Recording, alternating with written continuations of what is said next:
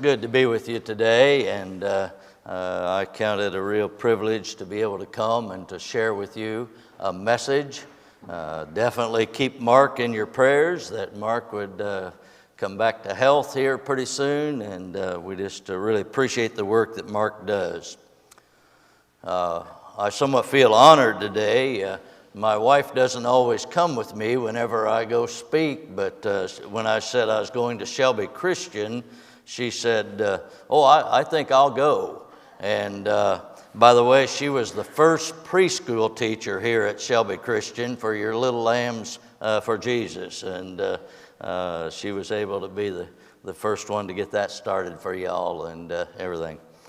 Let's see, I think I saw somewhere.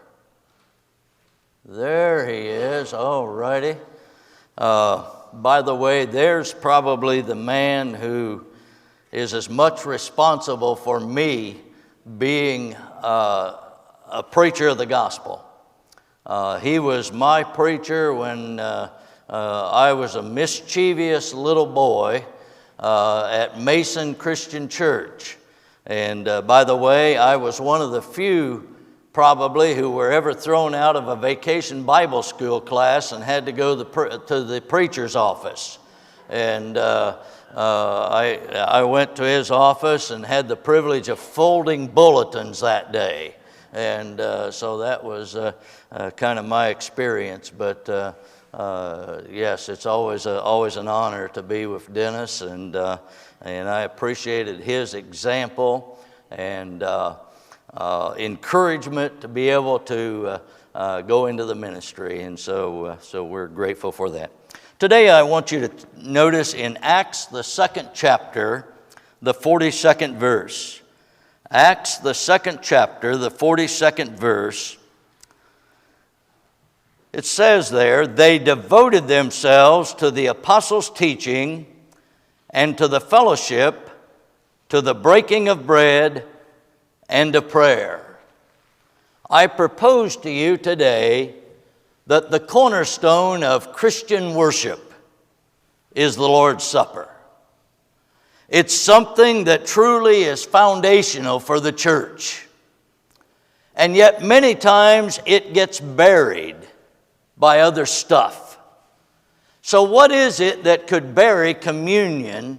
What is it that we need to be careful of that we avoid the danger of burying it? An event happened on July 4th, 1848. A cornerstone was laid for the Washington Monument. It was a cornerstone that was made of pure white marble. It weighed 24,500 pounds. It was a cornerstone that had been dragged through the streets of Washington, D.C., from the railroad station there at the site. It was quite a dramatic event. It was attended by about 20,000 people back then, and President James K. Polk led the procession of the cornerstone. He was followed by members of the cabinet, members of the Senate, members of the House of Representatives, the military units, the patriotic organizations. And there was a 2-hour speech that was given by the Speaker of the House, after which items were placed in the time capsule which was embedded in that cornerstone. Among the items that were placed in that time capsule was a copy of the Declaration of Independence, a copy of the Constitution, a portrait of George Washington, some of the coins that would have been used in the United States during that period in time, an American flag, newspapers from 14 states, and a copy of the Constitution of the first organized temperance society in America. According to Ripley's Believe It or Not, somehow, somewhere in the process of building the Washington Monument, that cornerstone disappeared. It has never been seen since. Speculation has it that it was covered up and probably buried during the construction of the Washington Monument. Now, folks, you'd think with all that pomp and all that circumstance and everything that surrounded the laying down of this stone, that it would have been so highly valuable and such a historic moment in our history. It was meant to be a stone that would be remembered forever and ever and ever. And yet they lost it. They lost it. In Acts 2:42, we read there, the first Christians devoted themselves to the apostles' teaching, to fellowship, to breaking of bread, which was the Lord's Supper, and prayers. This is how the early Christians worshiped. The apostles' teaching, sharing the word, fellowship, being together, prayers, and communion. I like it, it says they devoted themselves to these things. If you'll remember, Jesus established his supper, the Lord's Supper, on the night that he was betrayed. He gathered together his disciples there in the upper room, and they ate Passover together. Now, Passover was one of the major feasts of the Jewish people, and God built into that Passover meal a large amount of messianic imagery.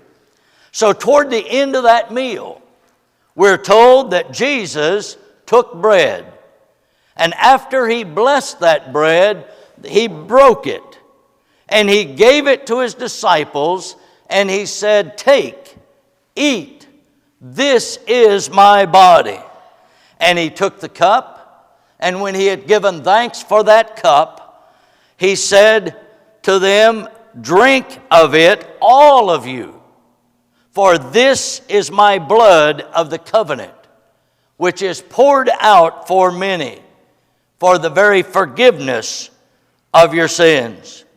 To me, this means that truly the Lord's Supper is the very foundation of our worship. It was that which was so important that Jesus, it was the very last thing that he did with his disciples before he would be arrested, before he would face trial, before he would be crucified. So you might say Jesus definitely intended for this meal to be the cornerstone of the church. In Acts 2, it tells us the early Christians devoted themselves to this very activity. If you'll check in Acts 20, verse 7, it explains the very purpose and the main reason why the church gathered. On the first day of the week, we came together to break bread. Communion, if you will, was the cornerstone of the church. And yet, just like the cornerstone of Washington Monument, there's always been that risk it might get lost, because folks tend to bury it under stuff. For example, a lot of churches and a lot of Christians bury communion, hear me, with ritual. With ritual. They go through the motion. They believe they've done a good thing. I served over at Windsor Christian Church for 35 years, and when we retired, we moved to Mattoon. We started attending First Christian Church there in Mattoon, and I remember the preacher one Sunday asked me to do his part at the Lord's table. And before the service, one of the deacons came up to me and he said, "Now, make sure you have everybody stand."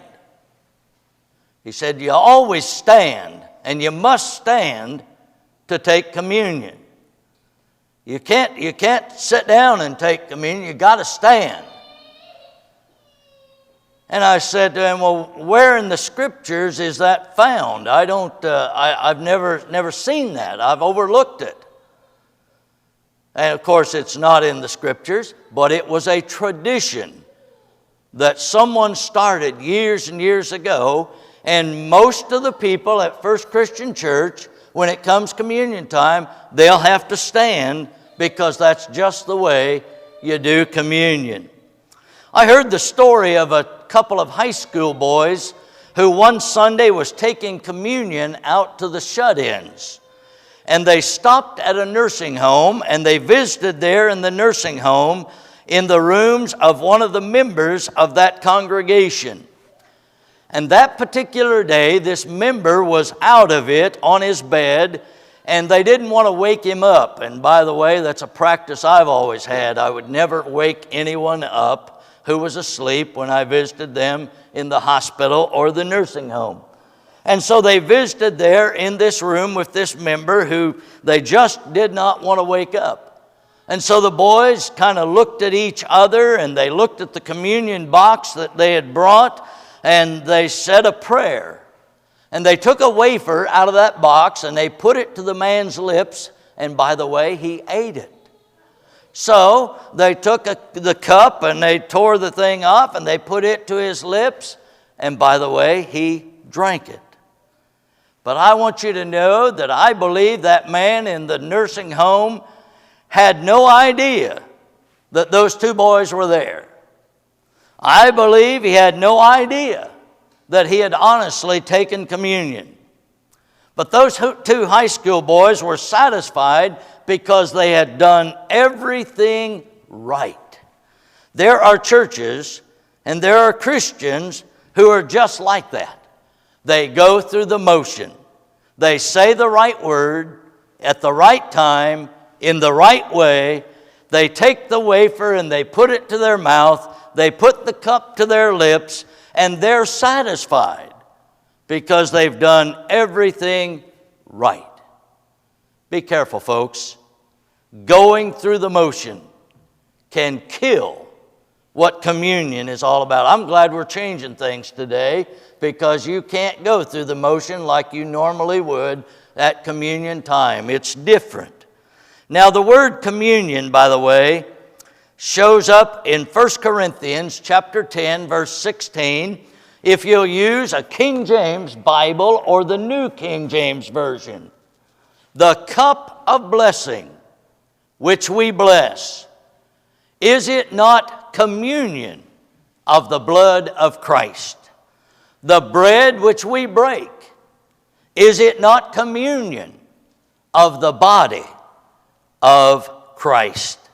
You see, that word communion in the Greek is koinonia, which literally means fellowship. So communion time should be a very close fellowship. It's the kind of fellowship that we share with friends and we share with family. Communion is the time of fellowship where we share the cup and the bread with each other.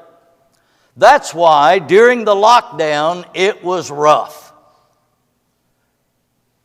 It was rough when I could not assemble with the church family because they were not meeting together.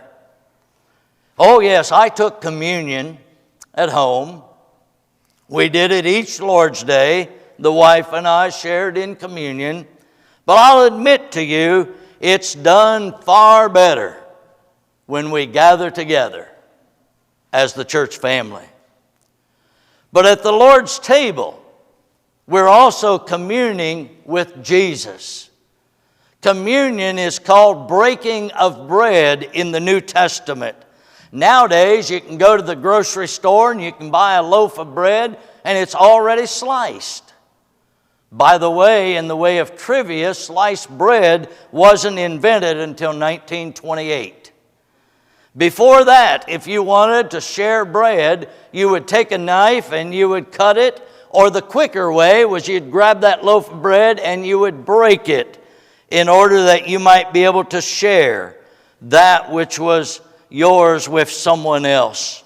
Breaking your loaf of bread always meant you liked someone enough to be able to share your food with them. You were sharing something important, something valuable with someone. Do you remember what Jesus did at the Last Supper? As they were eating, He's the one who took the bread. And after He had blessed it, He broke it.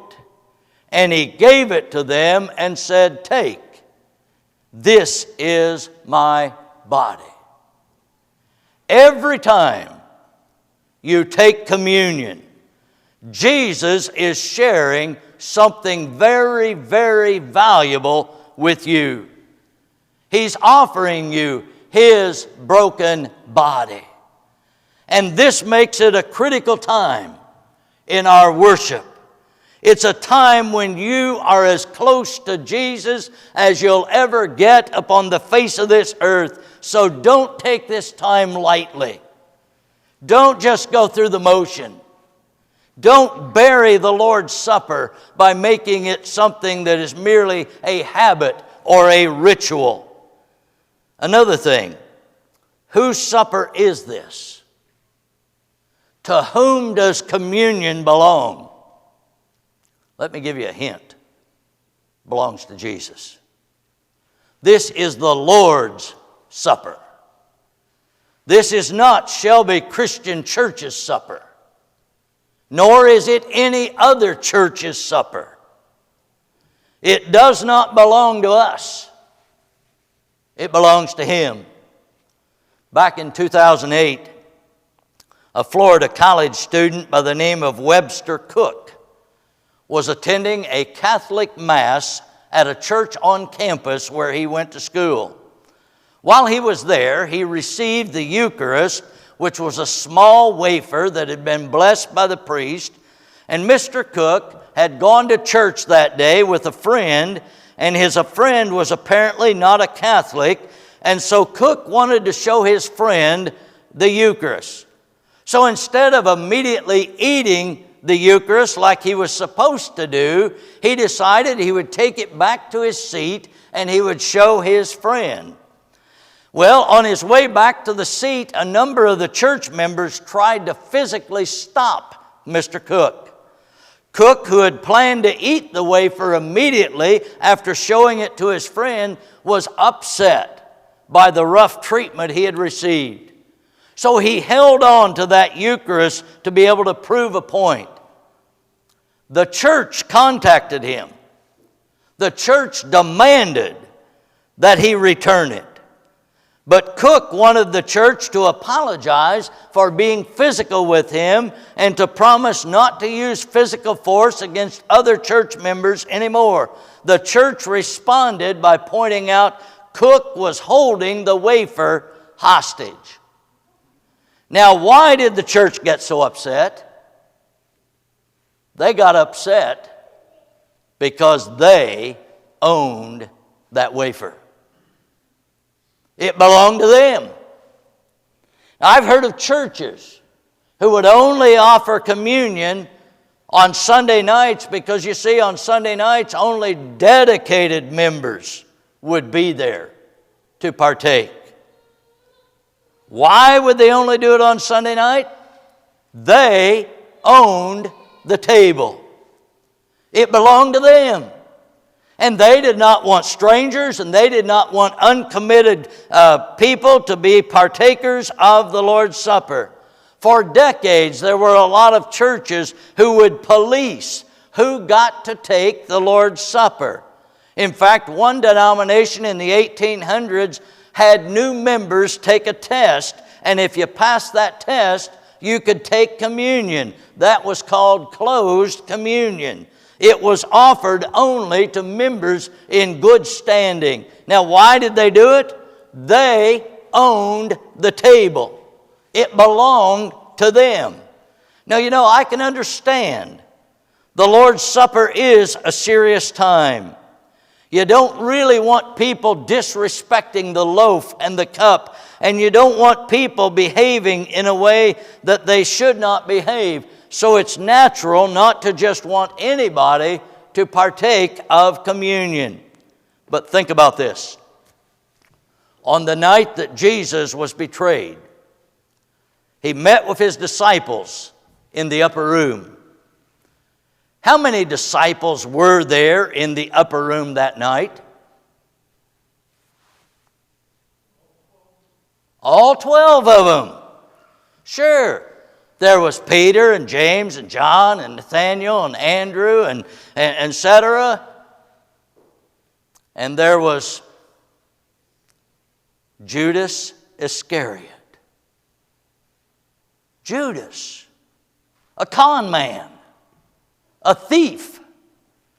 Of course, the very man who was going to betray Jesus that very night, and yet Judas joined the others there in the upper room as they shared in that Passover meal.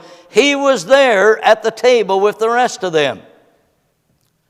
Now let's think about this.